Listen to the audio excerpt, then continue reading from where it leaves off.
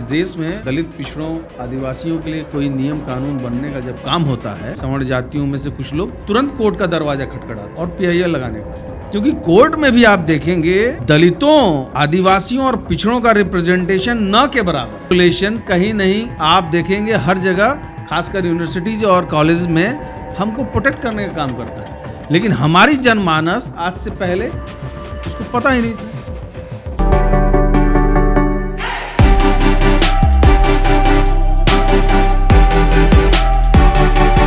आप देखेंगे ये कहा जाता है कि SC ST OBC का एक एक मेंबर वहाँ होना चाहिए। मैं ये बोल रहा हूँ कि अभी जो मैं UGC का रेगुलेशन मेरे हाथ में है, मैं देख रहा था 9 से लेकर 10 तक इसमें सदस्य चेयरमैन के साथ होगा, अध्यक्ष के साथ। आप ये बताइए, इस देश में 80% हमारी आबादी है पिछड़े दलितों और आदिवासियों की, तो अगर 80% के हिसाब से आप देखते हैं तो लमसम 7 आदमी हमारे होने चाहिए।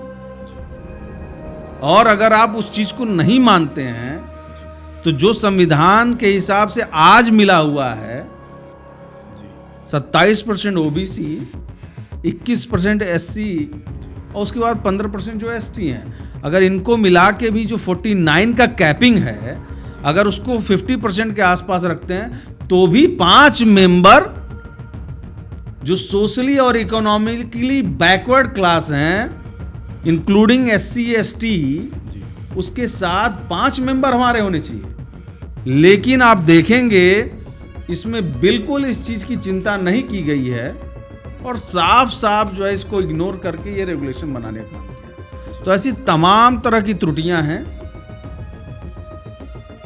और इसको जो जज साहब ने रोका है अस्थायी रूप से, मेरे हिसाब से इन त्रुटियों को सुधार कर और मजबूत तरीके से इस रेगुलेशन को लाना चाहिए।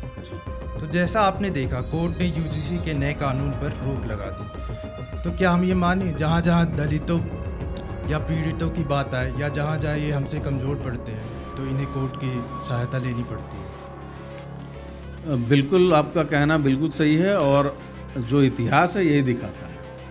आप देखेंगे जैसे ही कुछ इस देश में दलित पिछड़ों आदिवासियों के लिए कोई नियम कानून बनने का जब काम होता है तो तथाकथित जो न्याय प्रिय अपने आप को कहते हैं सवर्ण जातियों में से कुछ लोग तुरंत कोर्ट का दरवाजा खटखटाते हैं और पीआईएल लगाने का।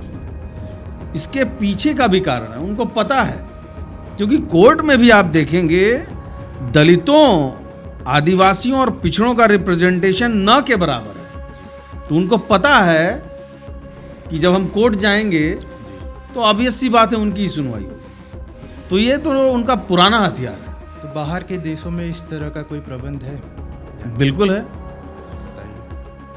ये प्रबंध तो आज 2012 से हम सोच रहे हैं, बल्कि कई यूनिवर्सिटीज़ में, इवन मैं एक इंटरव्यू देख रहा था, IIT दिल्ली या इस तरह के भी जगहों पे इस तरह के रेगुलेशन हैं, ये लोगों को पता नहीं है। वो छोड़ दीजिए, आप हमारी और आपकी बात कर लीजिए, हमारे और आपको ये रेगुलेशन कहीं नहीं आप देखेंगे, हर जगह खासकर यूनिवर्सिटीज और कॉलेज में हमको प्रोटेक्ट करने का काम करता है, लेकिन हमारी जनमानस आज से पहले उसको पता ही नहीं था।